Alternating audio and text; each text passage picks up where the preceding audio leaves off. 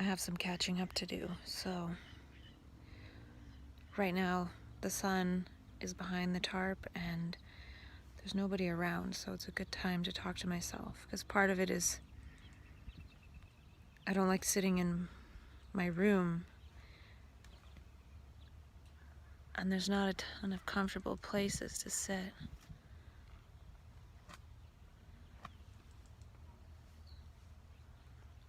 That was a hawk. So I feel like words in our nervous system move us. So we're hearing our voice in our own head and in our own nervous system, and we're moving according to that, or in discord to that. But we think it has some kind of bearing on reality, but that is what is actually moving us. We're moving in the field of past. And in so-called psychosis, we feel like those words are actually going to move us towards destruction, or those words are telling us about the destruction of the world and the universe. And in a way, can we go into that fear? Can we really stay with it? Because when we run away from it, then we end up in the psych ward.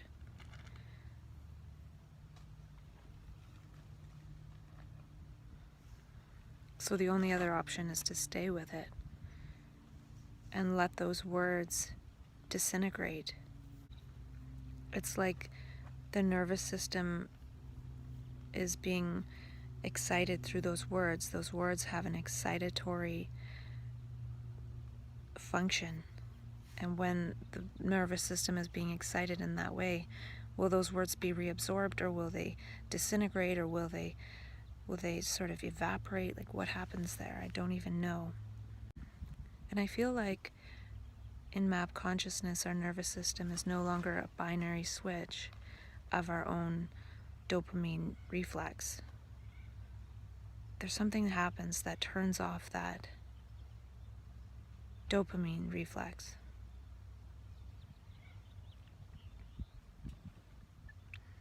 I was almost seeing it as something this morning, like when the brain cells mutate, I wonder if there actually is some kind of cis-trans thing that happens in the fat cells in the brain. As if more cis fats, and I'm not saying this is how it is, but I almost just saw it as a kind of switch, because cis bonds are like this, and trans bonds are like this, and cis bonds are like this. So in a way, all it takes is for this to go over here, and then it's a trans. And actually, I'm seeing that that's sort of the honeycomb. The first time I was in map consciousness, I saw this honeycomb thing. Well, I kept being attracted to honeycombs and monkeys and bananas.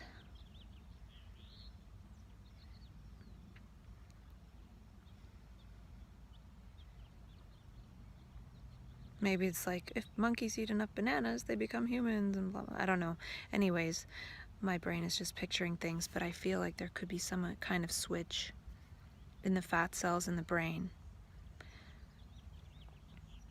And when that happens, we no longer speak me, we speak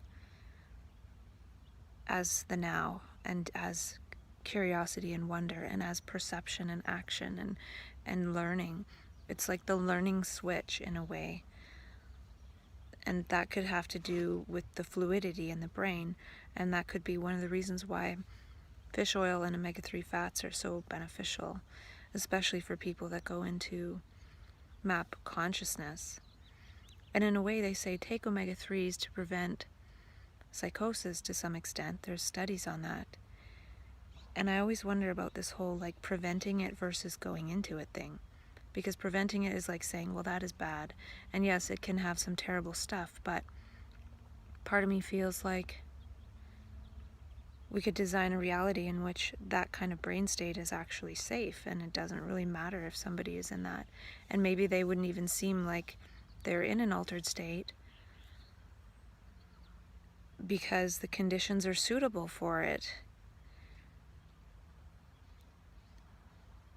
Whereas if society is terrifying and then a person is in a sensitive state, they're going to react to all that, and then they're going to seem unstable. But really, the societal structure and the so-called stability is what's unstable. We're not designed to be so robotic.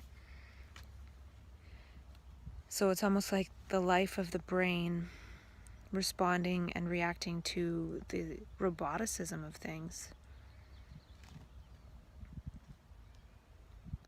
I'm not being very clear with that because it's something I haven't really thought about.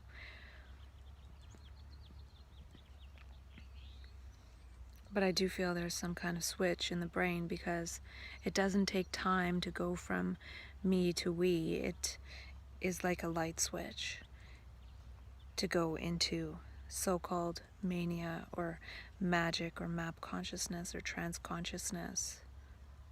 It's just being one with the mind, and it's when the mind uses the brain to create itself through humans.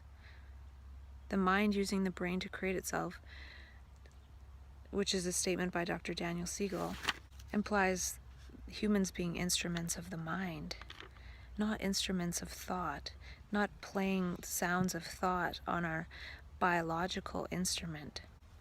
We're humans, and that means color. Hue means color, and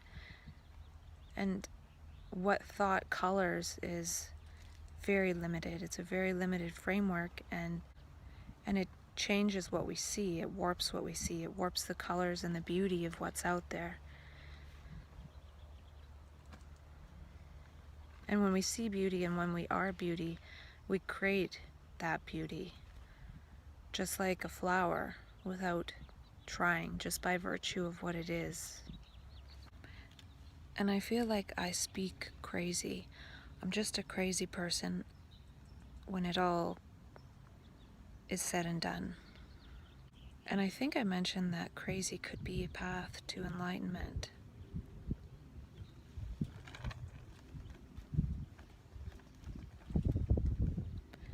And part of the path is, I feel like it's a reverse path. One becomes enlightened very quickly. Possibly. And then what happens is that one realizes that it's crazy to think that we can be personally enlightened. And we get shown that there's no such thing as personal enlightenment. Because when we get to that enlightened state and we think, I'm God or something, all of a sudden we realize that thought, I am God, or I am enlightened, or I am powerful, is the negation of that enlightenment. So it's over. So it happens quickly. I'm God. Boom, now we go through hell because we've gotten to that place personally without everyone else. And that's not how it works. So as soon as one sees that one is there, one is not there. And then the one that obstructs being there, the ego self, is back. Because the ego is what says, I am powerful, or I have this enlightened state, and I'm going to help people or something. Or so, again, that's thought and ego structures and structures of society superimposed on that other state. So one goes into that powerful brain state. There are powerful brain states, but as soon as it's attributed to some kind of personal me or success or powers to help others, then it's gone and it's distorted. And the trouble is that now that powerful brain state is distorted, and so it becomes powerfully distorted, and the brain in its powerful state can create all kind of powerful, scary, terrifying, awful stuff to scare us back into the regular world and not necessarily crave those powerful brain states. But people are doing that all the time with different substances and things, like trying to get these personally powerful states to be able to see things and perceive, but we can perceive in daily life. We don't need powerful brain states for that. So there's some contradictions there. And that's partly why I feel more people have to see it, or so many people have seen it. Like, they've been in that powerful brain state, whether it's through some kind of so-called mental illness symptoms, which are just really the brain has gone beyond the power of the structures of society, and society's like, that's not cool. Or one can take a drug and be there temporarily and then come back and be like, wow, that was so wonderful and powerful. So people have seen it. But how do we speak it, and how do we still see clearly? Like, it's wonderful to have a powerful brain and be forced to see clearly because the brain is in a powerful state because of some kind of drug or temporary extreme state. And it's another to look with clear eyes in daily life. We don't really need some kind of chemical or high state of the brain in order to do that.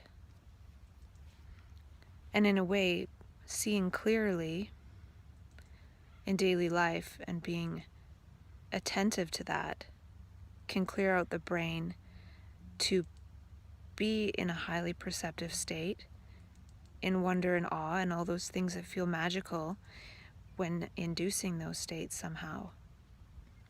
But in daily life, and it happens in such a way that it doesn't really feel like anything different than one's regular state, and the regular clear seeing state is fine, and one actually doesn't want anything more intense than that.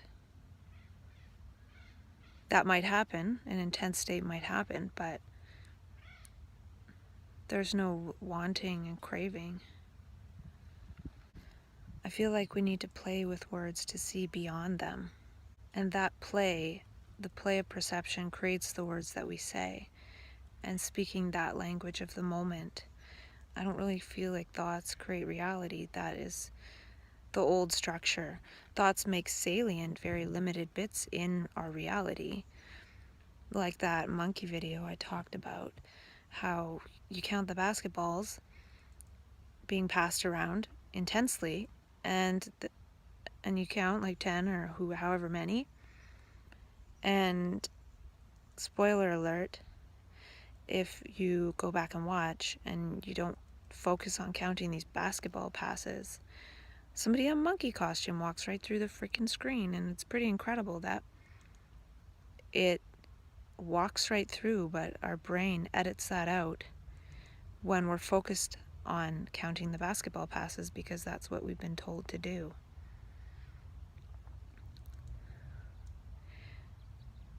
And so thoughts creating reality isn't that.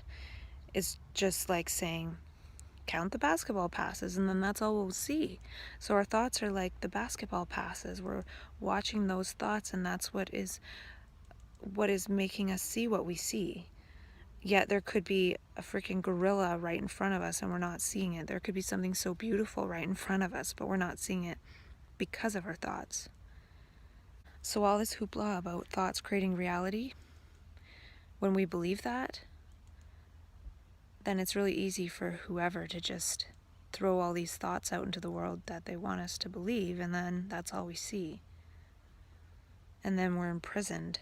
I would say thoughts imprison our reality. They limit our reality.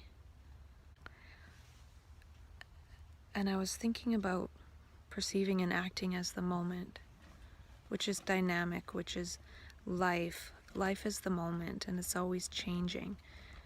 Yet we as human beings, we don't change. We have this me structure that is static and trying to remain consistent. In a way, that's the static in our nervous system. It's the word static. It's the noise going on in our own voice, imprisoning us and keeping us not living, but warping ourselves according to our thoughts and sounds. So the me The who we think we are is not the right role for the moment. It's static. The right role for the moment is to roll with the moment. I feel like the beginning of map consciousness is purging the old images and thoughts and sounds from the nervous system, the old holograms. And so we see those things and we hear those things, and they're temporary.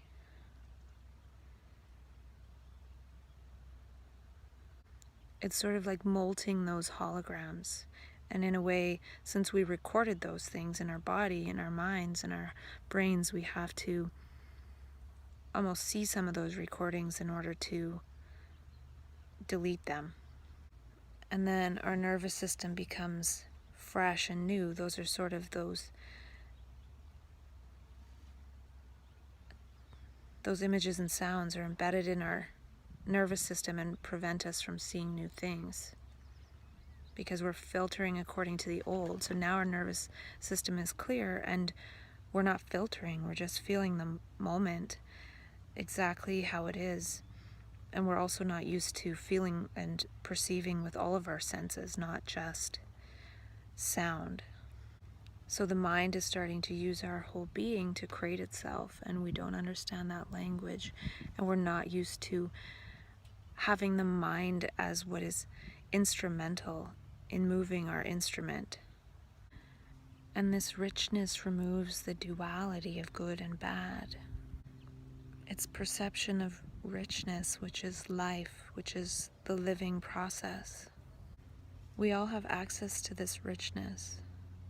And if we were sensing and saying in this way, there would be no experts and people that don't know. If everyone could see and say in this way, there would be no doctors and patients when it comes to this. We would all speak the same language, because in map consciousness we have access to different perception and language making and the way we use language and communicate. And that form of communication is seen as pathological by those who don't speak that language. But we all speak that language, or some kind of combination of it, because if we all speak that language all along, there wouldn't be this hyper perception that seems like a deviation from normal modes of being, because we would all flourish and flower and grow in that way from the beginning. But we're warped away from being able to do that through our education as children. This is our natural way of being from when we were born. I don't think that if a child was left to its own devices, it would just naturally become a psychiatrist. Very few. But we create this program for people to learn how to perceive people in that way, because none of us know how to perceive anything ever.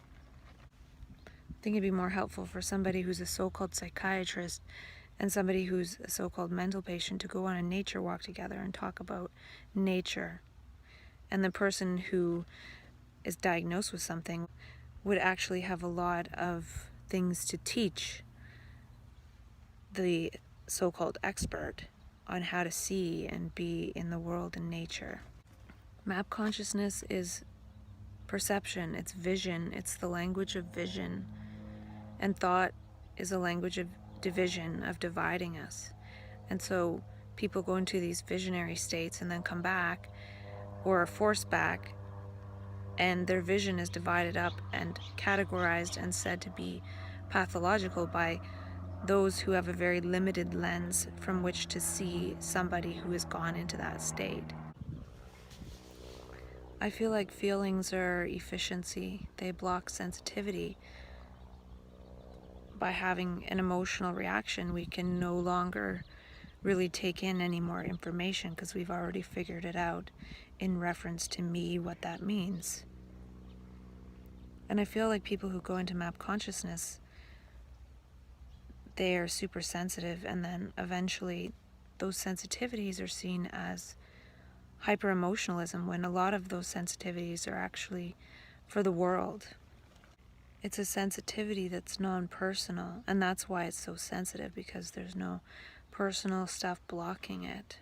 And I also feel like when one gets overwhelmed and then there's too much supposed emotional buildup, that gives a reason for professional people to bring that person back to so-called reality. It's like the end of the adventure, just like people in space might have to come back before they run out of oxygen. People in map consciousness space need to sort of come back before they get into this accumulated stress that is seen as over emotionalism, and it's usually interpreted as personal emotionalism, but it's actually non-personal, but it can only be seen as personal by those who only see in terms of the personal. And I was listening to a talk by Krishnamurti, and he was talking about how thought is a material process, and he was talking about how when that process ends, it's still a material process. And he said it has freed the brain from its conditioning. And I feel like map consciousness is a state that is trying to free the brain from its conditioning. And I feel like the sensitivity is choiceless awareness. I wonder if, like the crows, I can use words and sounds to find my friends. I was listening to a talk by Krishnamurti and David Bohm, and Krishnamurti was saying that there's no inner, all is outer. And I can see what he's saying. He was even saying thoughts are outer, the brain is outer. We think there's this inner, but really it's all outer. And it comes from this point of infinite emptiness, which just means there's no me, there's no inner entity. And I wonder if we can have perpetual perception instead of perpetual thought, thought perpetuating thought. Can the mind perpetuate perception? And when the brain is free of the me, it's the same brain. We all have the same human brain. It's the same flower. And I feel like map consciousness is when the inner wastage of energy stops, and the brain, instead of gathering recordings, gathering holographic recordings of images and sounds, is gathering energy. It has this net of gathering energy of perception, not divided up by sound and thought. And the dividing is the recording. And then we record it in our nervous system, and then we can only see that. So we can't perceive, we can't act adequately, we can't gather energy. And I can see when we gather the energy of perception and action, we're gathering vision, we can see, we can extrapolate. And then that part sort of has the requirement of sharing. Because if one is gathering up actual perception, one can share that. Because that harvesting isn't just for oneself. Mainly because it's so much energy that sharing is part of it. And maybe when one has gathered that energy and is living that in gestured ways, that is the beauty that is infused in all actions. And then one is just naturally sharing it without trying and doesn't even know that one is sharing it. And I wonder, why do we predict instead of perceive? Thought's always trying to predict what to do, what to say, preforming sentences. And when we're doing that, at the same time as being then our whole being isn't perceiving, it's only partially perceiving. We filter everything through the computation of thought, when there's a different computation that the brain does, the living algorithm of the brain's perception with unimpeded senses. And when the brain is working in this way, it becomes a direct translator of the whole energy, not partially divided up by thinking, which is what continues to divide up the world.